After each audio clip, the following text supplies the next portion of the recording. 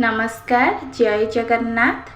आजिर अनुचिंता जो मनीष निजक जीति पारे से समर्क संसार को जीति पारे। सत्यर पथ कठिन किंतु एहार फल सदा मधुर। समय सबुको शिखाए जे धैर्य धरे से जीते। अल्परे संतुष्ट रहिबा हेउछि सर्वश्रेष्ठ संपद। भल कर्म केबे व्यर्थ जाए नहीं। आत्मविश्वास हेउछि सफलतार प्रथम सीढ़ी। जे अन्य को सम्मान देउछि से निजे महान।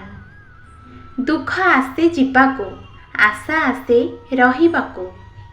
मन शुद्ध हेले जीवन सुंदर हुए। भूलरू शिखिबा हेउछि बुद्धिमतार चिन्ह। लोभ मनीष को अंध करे, संतोष चक्षु खोले।